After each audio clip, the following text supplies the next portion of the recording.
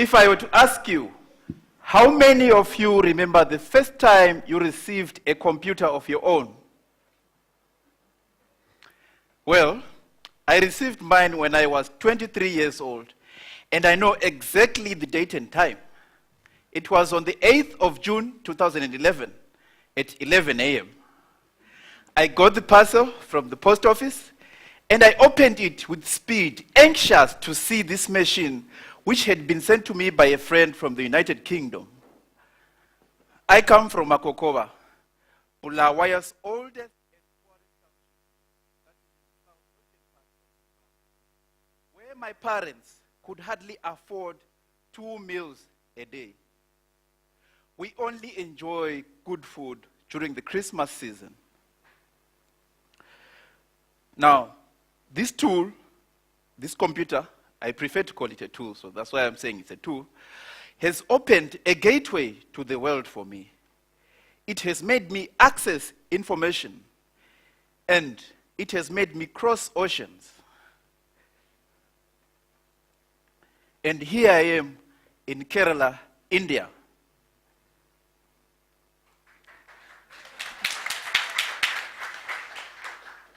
I was born sighted in 1988. My parents were happy to receive a healthy, handsome, and bouncing baby boy. When I was 3, I was affected by glaucoma, and I became blind. All hope was not lost, though, for them, because they did the smart move of taking me to school. And at school, they were taught how to treat me just like any other child, so that when I grow up, I will be independent. While at school, Braille textbooks were scarce, so I had to depend on my sighted classmates for most of my academic life. When I got to the university, that is when I felt the need and urge to do things on my own. So I researched on computers which could be used by blind people. And I then came to learn that indeed blind people can use any other computer. There's no special computer for the blind. So I had to ask a pen friend of mine from the United Kingdom to get me one, if it was somehow possible for her to do so. And amazingly, for me, it was possible. Now, when the computer arrived, I had to teach myself on how to use a computer using a voice synthesizer.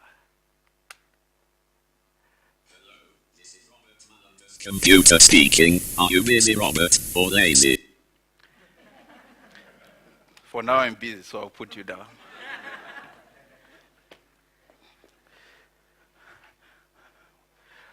When I was 18, I had received a donation of a cane earlier, so I began to train myself mobility and orientation skills.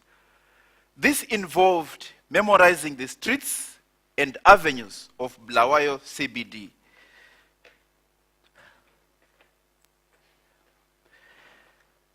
It also involved identifying landmarks, which I could use as a blind person. My life experience is similar to that of many, many other blind people in Zimbabwe, but most don't find the courage to challenge the adversities. They have little chance of proving their potential, of being potential citizens.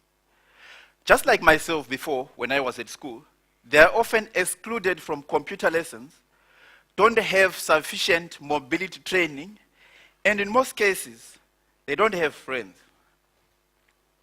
According to the Zimbabwe National Council for the Blind website, there are 125,000 blind people in Zimbabwe.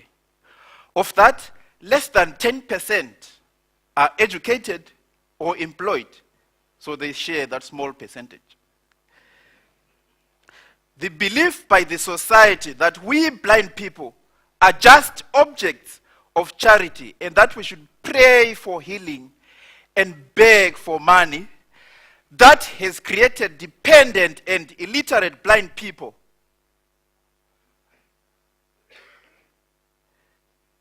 In my needs assessment, I came to the realization that blind people need to acquire skills which will make them gain information, be independent, and get out of isolation. My target group are blind youths between the ages of 10 to 35.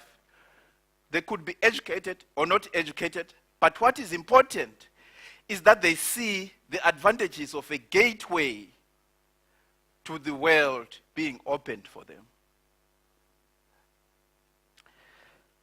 My vision is to see a Zimbabwe which has knowledgeable, independent, and socially active blind people.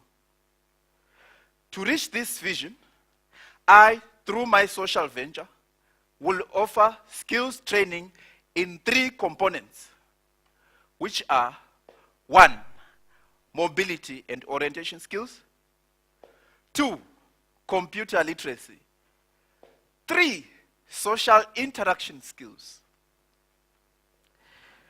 Computer literacy and smart use of the internet will enable blind people be up to date.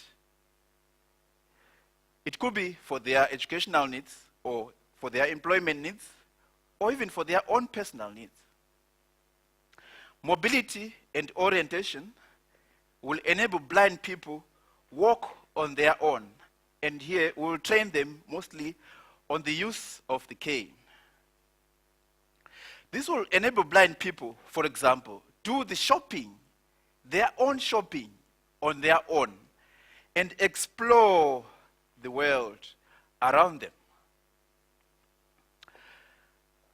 Some of you may be asking yourselves, really, how is he going to do this? Well, I have the answer.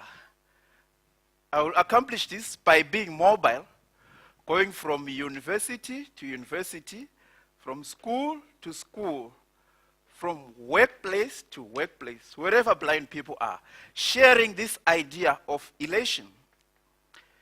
Elation means someone who is filled with the spirit of joy, pride, and optimism. So blind people would participate fully in the society.